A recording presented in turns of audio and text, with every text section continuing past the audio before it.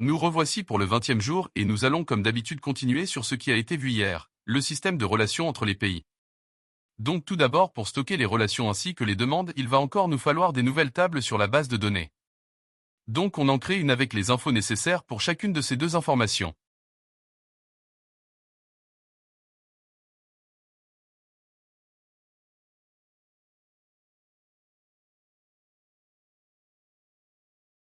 Mais avant de tout programmer, j'essaie d'avancer sur l'écriture fonctionnelle, d'abord avoir une fonction qui vérifie si la personne est membre d'un pays, elle nous sera utile par la suite et pour l'instant va déjà nous permettre d'alléger le code des fiches de pays. Et donc va rédiger certaines vérifications de la fiche pour que ça soit plus propre, mais on y reviendra plus tard.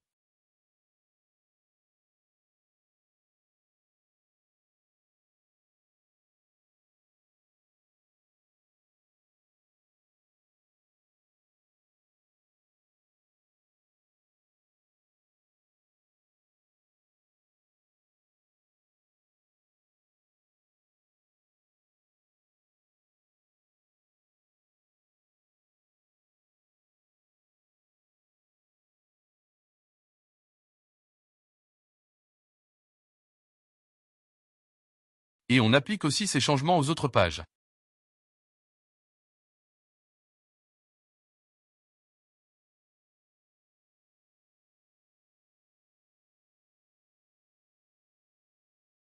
Maintenant, on va continuer sur le même sujet des fonctions avec cette fois-ci une vérification du poste de leader d'un pays du joueur, qui pourra aussi nous être utile.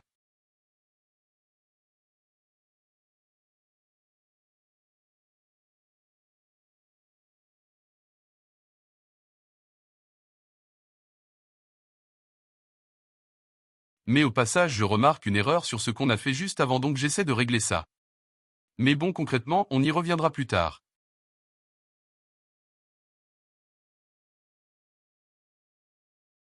L'idée de ce que je fais, c'est d'afficher un menu pour gérer les relations avec un pays sur la page de celui-ci au leader des autres pays. La forme qu'on va utiliser est à peu près la même que pour celui du choix des régimes, mais l'exécution et les fonctions derrière vont être un peu plus complexes.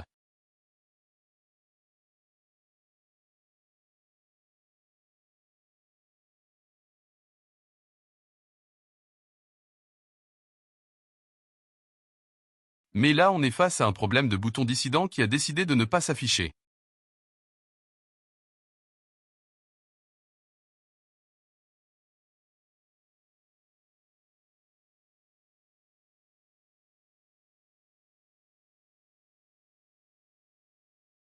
Avec un peu de traficage, on finit éventuellement par y arriver ainsi que régler les problèmes créés par les nouvelles fonctions.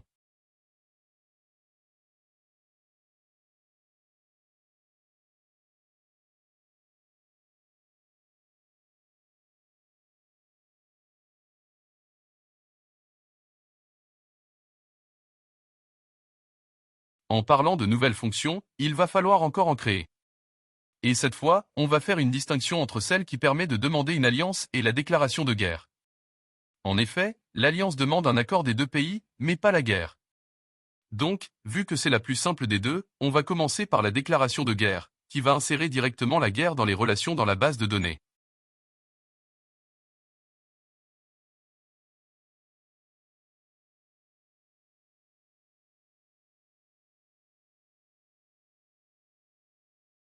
La fonction qui envoie une demande d'alliance, elle, ne va enregistrer qu'une requête dans la base de données, qui sera envoyée au leader du pays demandé.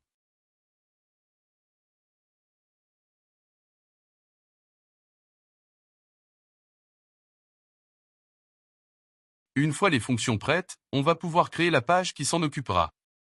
Celle-ci va, en fonction de la relation choisie, exécuter des fonctions différentes.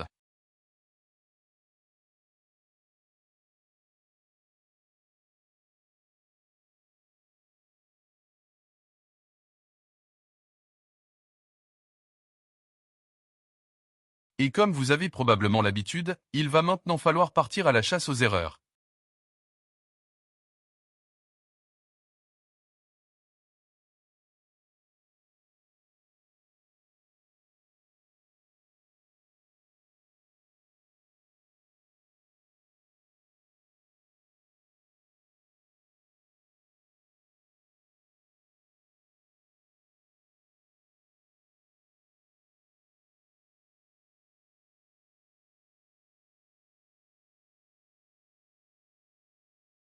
Et on voit bien que la déclaration de guerre marche correctement. Il ne reste plus qu'à travailler la redirection de la page.